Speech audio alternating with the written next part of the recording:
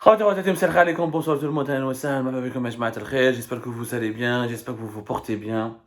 Bon, il n'y a rien de bon dans ce début d'année catastrophique de l'année 2023 et à l'échelle maghrébine, à l'échelle africaine, en tout cas en Afrique du Nord, je tiens à tirer la sonnette d'alarme pour vous dire officiellement, franchement je le pense et plusieurs indices le démontrent, l'année 2023 sera l'année la plus dangereuse dans l'histoire des relations algéro-marocaines. Je dis bien l'année 2023 sera l'année la plus dangereuse dans l'histoire des relations algéro-marocaines. Ce qui s'est passé en marge de la Coupe d'Afrique des Nations des joueurs locaux, la CHAN 2023 qui se déroule à Alger, en Algérie, dans plusieurs villes algériennes. La CAF qui est en train d'imploser, la Confédération africaine de football qui a été prise en otage dans ce conflit politique.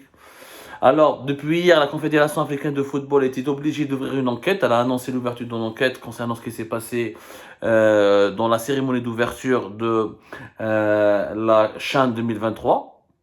Hier, ça a été annoncé par la CAF. Alors, lors de la cérémonie d'ouverture, le 13 janvier dernier, il y avait donc une déclaration politique, clairement, de monsieur Mandela, qui est le petit-fils de Nelson Mandela, une personnalité politique sud-africaine, petit-fils de Nelson Mandela, député lui-même et chef traditionnel d'une tribu sud-africaine, et qui occupe donc une fonction politique au sein de la société civile sud-africaine, qui a déclaré ouvertement qu'il faut continuer à libérer, il faut libérer à tout prix le Sahara occidental de l'occupation marocaine. Le Maroc a été donc critiqué, directement ciblé lors de la cérémonie d'ouverture de la CHAN 2023.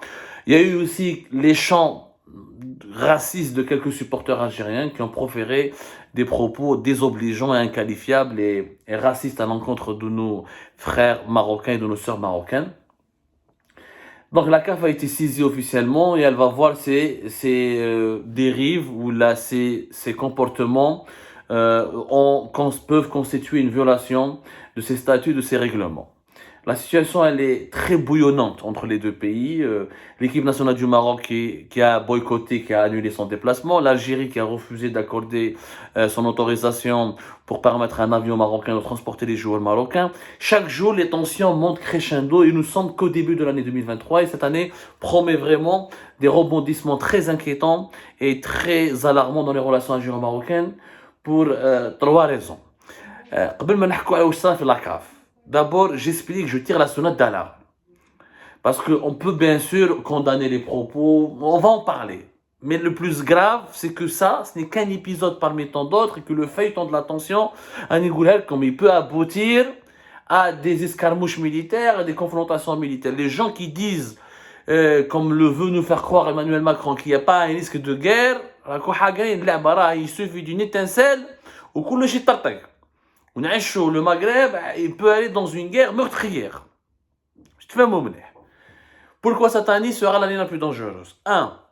Nous nous approchons du fin de mandat de Abdelmadjid Tebboune. Le régime algérien, la dialectique et le discours anti-marocain sera un élément constitutif de la compétition électorale pour les élections présidentielles de 2024. Ça sera un élément constitutif. Le Maroc est devenu l'épouvantail utilisé par le régime algérien et l'argument principal pour le régime algérien pour préserver sa sécurité et la souveraineté nationale et pour parler de la sécurité nationale et pour terrifier les oppositions et pour l'ennemi, ce fameux ennemi extérieur qui menace le pays. Donc le discours anti-marocain va énormément se développer, s'intensifier en Algérie. C'est le premier élément. Deuxième élément, la course au l'armement. Le Maroc comme l'Algérie, ils ont énormément augmenté leur budget militaire. L'Algérie comme le Maroc. Et les deux vont acheter beaucoup d'armes durant cette année. Et qui dit achat d'armes, des positionnements de plusieurs fournisseurs internationaux. La Russie et les États-Unis vont utiliser le conflit algéro-marocain pour régler leur compte à travers le monde. Le conflit algéro-marocain, l'Algérie client traditionnel de la Russie, le Maroc client traditionnel des États-Unis d'Amérique. L'Algérie et le Maroc seront un terrain de boxe comme la Syrie, comme la Libye, comme le Yémen, pour permettre à des grandes puissances de régler leur compte et de terminer ou là de jouer une partie d'échecs. Ce qui est encore dangereux. C'est-à-dire que des grandes puissances, l'ordre géopolitique mondial avec la guerre en Ukraine, qui est déjà lui-même instable et déstabilisateur, va encore déstabiliser la région du Maghreb et l'Algérie et le Maroc seront les pions qui seront utilisés par la Russie, la Chine, les États-Unis d'Amérique dans cette confrontation mondiale pour la domination du monde. Et donc, ce qui va aggraver les tensions entre les deux pays. Troisièmement, c'est que le Maroc est dans une course effrénée pour régler définitivement la question du Sahara occidental. Depuis 2020, le Maroc se sent renforcé, boosté, et se sont très fortement soutenus par Israël, son alliance militaire avec Israël en 2021, la normalisation des relations avec Israël, la reconnaissance américaine de la souveraineté du Maroc sur le Sahara occidental. Le Maroc fait tout pour que la France, il fait du chantage clairement à la France. Le Maroc, il y a une crise politique importante avec Paris, et tant que le Paris ne reconnaît pas la souveraineté la marocanité du Sahara occidental, les relations ne se porteront pas bien, et l'Espagne n'a pu arranger ses relations avec le Maroc qu'à condition de reconnaître le projet de l'autonomie du Sahara occidental, le projet marocain, qui est contraire au projet soutenu par l'Algérie et le Polisario, qui est l'organisation d'un référendum d'autodétermination. Donc le Maroc est dans une course, il multiplie les pressions, et il a des jeux d'alliance avec Israël et les États-Unis qui lui permettent donc de narguer un petit peu les pays européens et de leur mettre la pression. Et du coup, le conflit algéro-marocain va s'aggraver, parce que si la France reconnaît, la France pour le moment, si elle ne veut pas reconnaître la marocanité du Sahara occidental,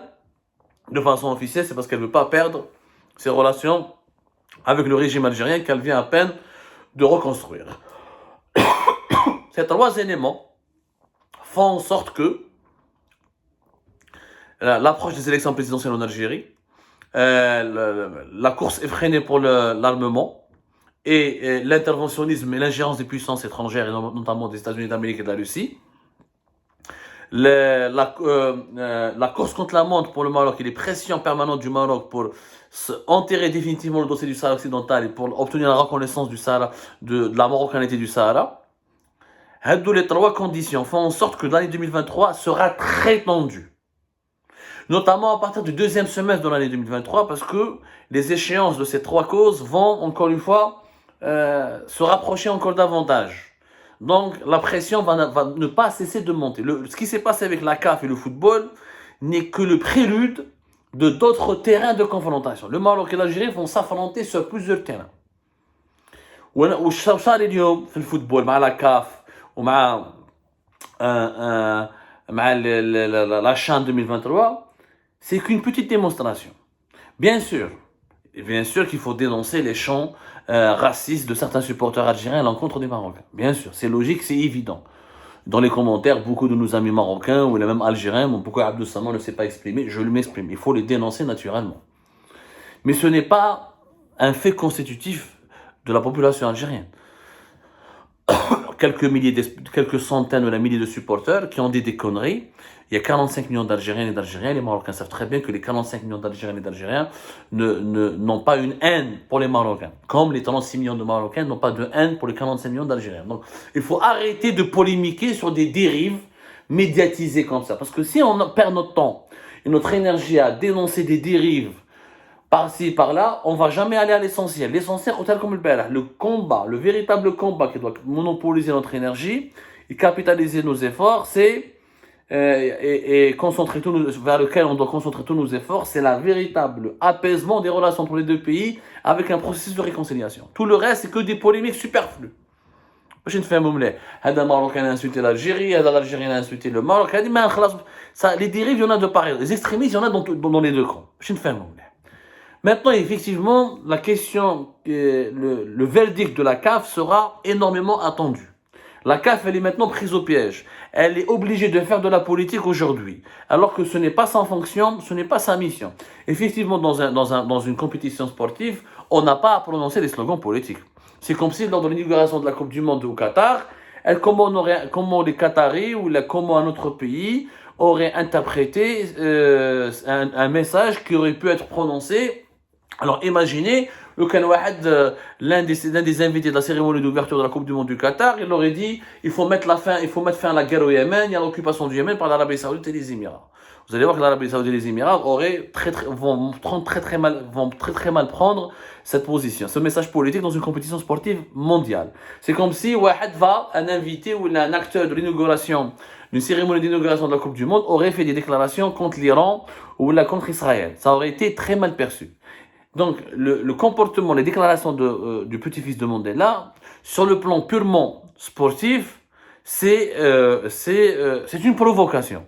C'est une dérive. Parce que ce n'est ni le lieu, Il a tout le loisir dans une salle de conférence, à Alger, dans une exposition, dans une rencontre avec un premier ministre, ou avec un ministre. Il dit ce qu'il veut sur le Maroc, mais là, c'est une compétition de la CAF.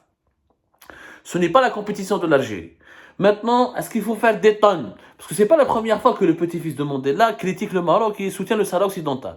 Est-ce que les Marocains n'en ont pas fait des tonnes et des tonnes, et est-ce qu'ils n'ont pas exagéré la portée de cette affaire? Je rappelle par exemple qu'en octobre, première semaine d'octobre 2022, Nelson Mandela, le petit-fils de Nelson Mandela, Mandla Mandela, a témoigné devant l'ONU. Il a dénoncé l'occupation marocaine du Sahara occidental en la comparant à l'apartheid. Il avait fait une intervention lors de la 4e commission de l'Assemblée générale de l'ONU. C'était une journée spécialisée chargée de la décolonisation. Il a participé en tant que député du Congrès national africain, l'ANC, le fameux parti de son grand-père Nelson Mandela. Donc ce n'est pas la première fois qu'il fait des déclarations anti-marocaines, il l'a déjà fait. C'est du droit des Marocains de contester, mais ce n'est pas nouveau de la part de Mandela. Et rien ne prouve, encore une fois, que ce sont les autorités algériennes qui l'ont obligé à le faire.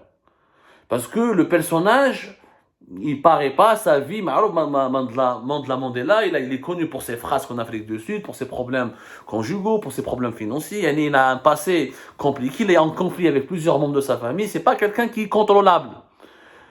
Si les gens croient que c'était bon qui lui a dit ça, je ne crois pas. Je pense qu'il a lui-même été chauffé à blanc, peut-être oui, et qu'il a voulu donner, il a été bien accueilli par l'Algérie, et je crois que dès le départ, je crois qu'il a déjà une position traditionnelle sur le Sahara occidental. L'Afrique du Sud est l'un des pourvoyeurs, l'un des soutiens du Polisario. Il ne soutient pas le Polisario qui est en Algérie, mais c'est l'un des soutiens du Polisario, c'est l'un des soutiens de la question de l'indépendance du Sahara occidental. Donc, sa position n'est pas étonnante. Ce qui est étonnant, c'est pourquoi l'avoir dit ce jour-là dans ce stade. Et là, la CAF sera obligée de donner un verdict. Lequel?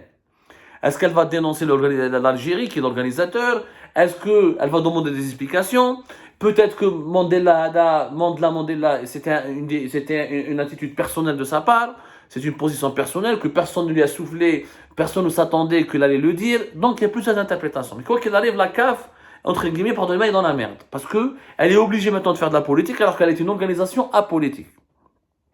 Et je pense que la CAF maintenant, elle devrait appeler à la paix, à chercher l'apaisement, sans condamner l'Algérie ni condamner le Maroc. Elle va chercher elle va essayer de faire un exercice difficile, celui de concilier, celui de trouver un verdict qui ne soit ni trop dur envers l'Algérie, ni trop tendre envers le Maroc. Ça va être un exercice difficile. Mais cet épisode, n'est que le prélude d'un feuilleton compliqué et complexe. Et la seule solution, c'est l'intervention de l'Union africaine. L'Union africaine, à laquelle le Maroc maintenant est affilié, est revenu depuis 2017, donc il est affilié. Le Maroc il fait beaucoup de lobbying au sein de l'Union africaine. L'Algérie, l'un des pays importants de l'Union africaine. S'il n'y a que l'Union africaine à Addis Abeba, il faut réunir le Maroc et l'Algérie et leur imposer un apaisement, leur imposer une feuille de route. Sinon, je vous assure, ça peut aller loin. À l'exception de l'Union africaine, aucune autre organisation internationale, ni aucune autre puissance mondiale ou là, régionale n'a intérêt ou là ne va se fatiguer à trouver un terrain d'entente ou là à apaiser les relations entre l'Algérie et le Maroc. Chacun va vouloir profiter de la situation, de ces tensions pour vendre des armes, pour prendre des marchés, pour placer des intérêts et pour mettre de l'huile encore davantage sur le feu. Faisons très attention. L'année 2023 sera l'année la plus dangereuse dans les relations algéro-marocaines. Vous êtes prévenus.